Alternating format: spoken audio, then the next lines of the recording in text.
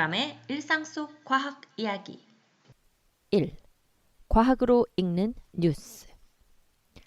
스카이다이빙으로 배우는 과학. 어느 스카이다이버의 낙하 실험. 2012년 10월 14일 뉴멕시코주 동쪽 벌판.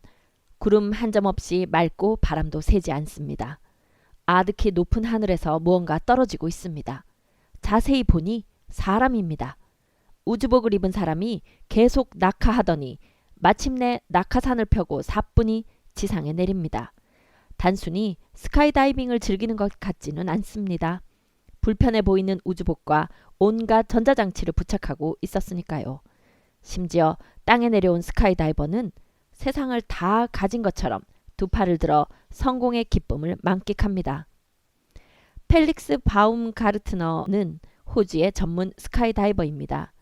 이 스카이다이빙은 호주의 한 음료수 회사가 후원한 기록 경신 이벤트였습니다. 그리고 사람이 과연 얼마나 높은 곳에서 스카이다이빙이 가능한지, 얼마나 빠른 속도로 낙하할 수 있는지 등에 대한 과학 실험이기도 했습니다. 또 항공기 높이보다 높은 곳에서 낙하산만 가지고 낙하해야 한다면 어떤 어려움이 있는지, 사람이 그 낙하 조건을 견딜 수 있는지, 그리고 어떤 과학적, 기술적 조건을 갖추어야 하는지를 점검할 수 있는 실험이었습니다. 준비 기간만 5년이 걸렸다고 합니다. 펠릭스는 커다란 헬륨 풍선에 달린 작은 우주선 모양 캡슐에 몸을 싣고 39km 상공에 올라간 뒤 낙하했습니다. 지구의 대기는 지상에서 올라갈수록 기압과 성분, 온도가 달라지는데 그 특성에 따라 대륙권, 성층권, 중간권, 열권 등으로 나뉩니다. 성층권과 중간권의 경계가 대략 고도 40km에서 50km 정도 되니까 펠릭스는 성층권의 끝자락에서 뛰어내린 것입니다. 에베레스트 산보다 4배 높고 항공기 운항 높이보다 3배 높은 높이입니다. 그 높이에서는 온도가 영하 30도에 달하고 기압도 지상 기압의 1%도 되지 않습니다. 낮은 기압과 온도를 견디기 위해 우주복과 같은 형태의 옷을 입고 낙하했습니다. 이 낙하에서 펠릭스는 비행기나 자동차의 도움 없이 초음속으로 움직인 최초의 인류가 되었습니다. 소리의 속도가 대략 시속 1235km인데 펠릭스의 낙하 속도는 약 시속 1357km까지 도달했다고 합니다. 물체의 속도가 음속에 도달할 때 충격파라는 것이 생깁니다. 사람이 자유낙하하면서 음속에 도달하면 입고 있는 특수옷이 몸을 보호해 주어야 합니다. 펠릭스를 보호하기 위해 우주복을 사용한 것은 당연한 선택이었겠죠. 사람이 자유낙하하면 계속 속도가 올라갈까요? 몸을 곧게 일직선으로 하고 수직으로 떨어지면 낙하 속도는 꽤 올라갈 수 있습니다. 문제는 속도가 너무 올라가면 낙하 과정을 전혀 제어할 수 없고, 특히 낙하산을 펼 때 엄청난 저항력이 순간적으로 몸과 낙하산에 가해지기 때문에 위험합니다. 스카이다이버들이 팔다리를 넓게 벌려서 수평 자세를 취하는 이유가 여기에 있습니다. 공기의 저항력을 이용해 중력에 의한 낙하 속도 상승을 더디게 하는 것입니다. 이는 빗방울에서도 확인할 수 있습니다. 빗방울이 아주 높은 곳에서 떨어지더라도 바닥에 닿을 때는 그렇게까지 빠르지는 않습니다. 이것은 아래로 당기는 중력과 공기의 저항력이 상쇄되어 빗방울의 낙하 속도가 일정하게 유지되는 현상으로 이 속도를 종단 속도라고 부릅니다. 펠릭스의 낙하 실험에서 사람들이 가장 우려한 것은 플랫 스핀이라는 현상입니다. 높은 고도에서 낙하할 때 생기는 이것은 희박한 공기가 낙하하는 사람의 몸에 비대칭적인 힘을 주어 한쪽으로 계속 회전하게 만드는 현상입니다. 지상 가까이 도달하면 공기 밀도가 상대적으로 높기 때문에 공기가 오히려 플랫스핀을 방해하는 요소로 작용합니다. 높은 낙하 속도보다 플랫스핀이 위험한 이유는 정신을 잃을 수도 있기 때문입니다. 비행기가 고속으로 날아도 승객은 크게 불편함을 못 느낍니다. 하지만 훨씬 느린 속도로 회전하는 놀이공원 시설에서는 큰 짜릿함을 느낍니다. 회전할 때는 회전원의 바깥쪽으로 원심력을 받기 때문입니다. 플랫스핀 현상으로 낙하하는 사람의 몸이 돌면 머리와 발 쪽으로 피가 쏠려 순간적으로 정신을 잃을 수 있습니다. 다행히 펠릭스는 잠시 플랫스핀 현상을 겪은 뒤 자세를 바로잡을 수 있었습니다. 글로 전달할 수 없는 부분이 있습니다. 인터넷에서 펠릭스 스페이스 점프를 검색해 보시면 당시 영상을 쉽게 찾아볼 수 있습니다. 감동적인 인간의 도전 정신을 보실 수 있습니다.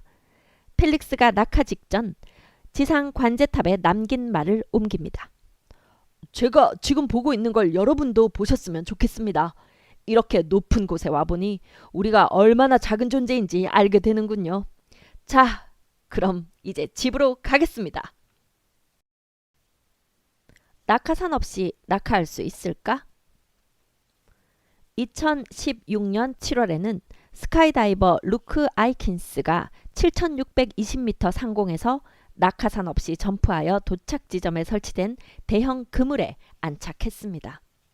물론 안전을 위해 비상용 낙하산은 메고 있었지만 낙하가 성공적으로 진행되어 낙하산을 펴지 않고 지상까지 내려왔습니다. 이벤트의 성격이 짙긴 했지만 낙하산이 펴지지 않거나 사고로 분실한 상태에서 낙하하는 경우 우리에게 어떤 선택지가 있는지를 알아보는 실험으로 꽤 의미가 있었습니다. 상공에서 빠른 속도로 낙하하더라도 낙하산이 있거나 안전 그물 위로 떨어지면 안전하게 지상에 내릴 수 있습니다. 역학적으로 이야기를 풀어보겠습니다. 물리학에는 운동량이라는 개념이 있습니다.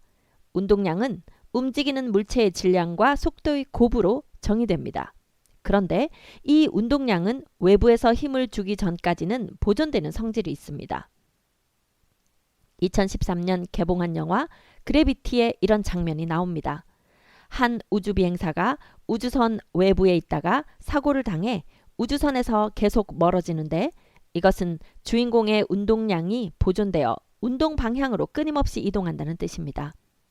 개인 추진장치가 있다면 운동량을 변화시켜 우주선으로 되돌아올 수 있지만 영화에서는 그것마저 고장이 났습니다. 결국 우주 비행사는 우주 미아가 됩니다. 하늘에서 떨어지고 있다면 그 운동량은 어마어마할 것입니다. 그 운동량을 상쇄할 수 있는 힘을 반대 방향으로 주어야 합니다. 그런데 물리학에서 운동량을 힘으로 상쇄할 때는 충격량을 주어야 합니다.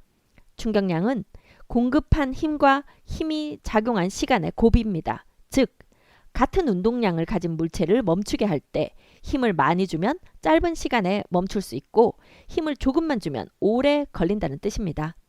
추락사고로 큰 부상을 당하거나 사망하는 것도 충격 시 힘이 작동하는 시간이 매우 짧아 결과적으로 작용하는 힘이 크기 때문입니다. 낙하산과 안전그물은 힘이 매우 천천히 긴 시간에 걸쳐 작용하게 해주기 때문에 안전한 것입니다. 앞에 이야기했던 성층권에서의 낙하 실험은 호주의 한 음료수 회사에서 후원했습니다. 회사 제품과는 관련 없는 이 실험을 후원한 것은 나름의 마케팅 전략의 결과였겠지만 2020년 5월에 나사와 민간 기업 스페이스X가 협업으로 유인 우주선을 발사한 것과 연결해서 생각해보면 시대가 변하고 있음을 감지할 수 있습니다. 우주개발처럼 대규모 자본과 긴 시간이 들어가는 과학 프로젝트는 전통적으로 국가가 주도했습니다. 하지만 과학 프로젝트를 통해 얻는 이익이 크고 다양해지면서 대규모 과학 실험이나 기술 개발이 민간 자본과 만나는 일은 앞으로 더 많아질 것입니다.